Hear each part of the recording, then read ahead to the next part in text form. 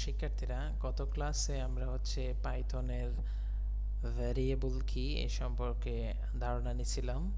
আজকের ক্লাসটাতে আমরা পাইথনের কমেন্টস এবং পাইথনে প্রিন্ট মেথড এবং পাইথনে কীভাবে ইনপুট নিতে হয়, ইনপুট মেথড, এই কয়েকটা জিনিস সম্পর্কে বেসিক ধারণা নিব।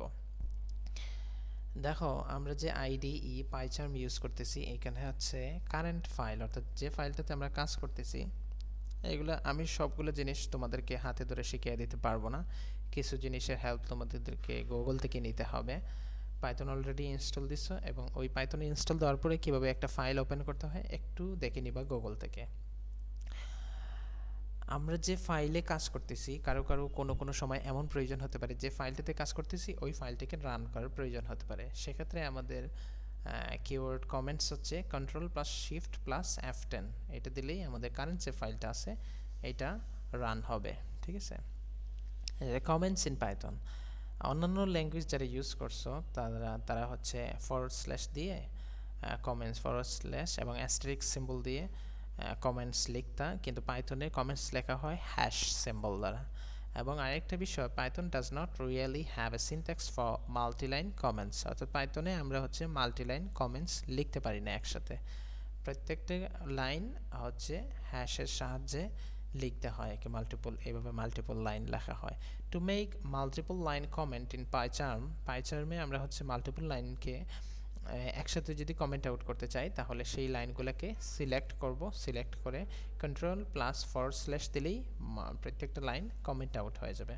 আবার একইভাবে এই লাইনগুলোকে যদি একসাথে ডিসিলেক্ট বা একসাথে আনকমেন্ট করতে চাই, তাহলে লাইনগুলোকে সিলেক্ট করব এবং একইভাবে Ctrl+// দিলেই লাইনগুলা আনকমেন্ট হয়ে যাবে। আচ্ছা, এখন দেখো প্রিন্ট মেথড আমরা ইউজ করি আউটপুটকে প্রদর্শনের জন্য। ঠিক আছে, to make strings that span multiple lines. আচ্ছা, প্রিন্ট মেথডে আমরা যেটা লিখি সেটা সিঙ্গেল লাইনে হয়, একটা লাইনে। আর আমরা যদি চাই, এখানে যেভাবে লিখছি অ্যাড, সাব, ডিভ, মাল্টিপ্লিকেশন, এই প্রত্যেকটা জিনিসকে আমরা যদি যেভাবে আসে ওইভাবেই শো করতে, তাহলে আমরা কি করব, তিনটা কোটেশন দিব। তিনটা কোটেশন দিয়ে আমরা যা কিছু লিখবো, যেভাবে লিখবো সেভাবেই প্রিন্ট হবে। ঠিক আছে, এই জিনিসটা তোমরা রান করে দেখবা প্রোগ্রামের মধ্যে। আরেকটা ইম্পর্ট্যান্ট মেথড যেটা আমাদের সব সময় লাগবে, সেটা ইনপুট মেথড, ইনপুট ফাংশন।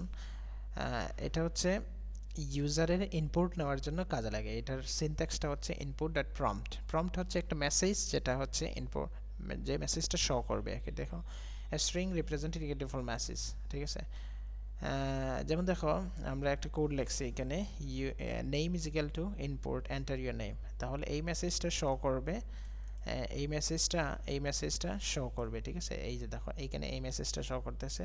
তাহলে আমরা কি ইনপুট দিয়েছিলাম, এনপিআই ইউনিভার্সিটি বাংলাদেশ, এখানে লিখছিলাম। তাহলে আমাদের আউটপুটে কি আসছে, হ্যালো। হ্যালো তো আছে এখানে, হ্যালো। তারপরে কি আসছে দেখো, হ্যালো দিয়ে কমা দিয়ে একটা স্পেস আছে, তারপরে নেম এর মধ্যে কি আসছিল, এনপিআই ইউনিভার্সিটি বাংলাদেশ, এটা প্রিন্ট করে দেখাইছে। ঠিক আছে, তো আজকের ক্লাস এতটুকুই। আমরা আজকের ক্লাসটাতে শিখলাম ইনপুট মেথড, প্রিন্ট মেথড এবং কমেন্টস ইন পাইথন। ঠিক আছে শিক্ষার্থীরা, পরবর্তী ক্লাসগুলোতে আমরা আরও অনেক ইন্টারেস্টিং জিনিসগুলো পাইথনে শিখব। ধন্যবাদ সবাইকে।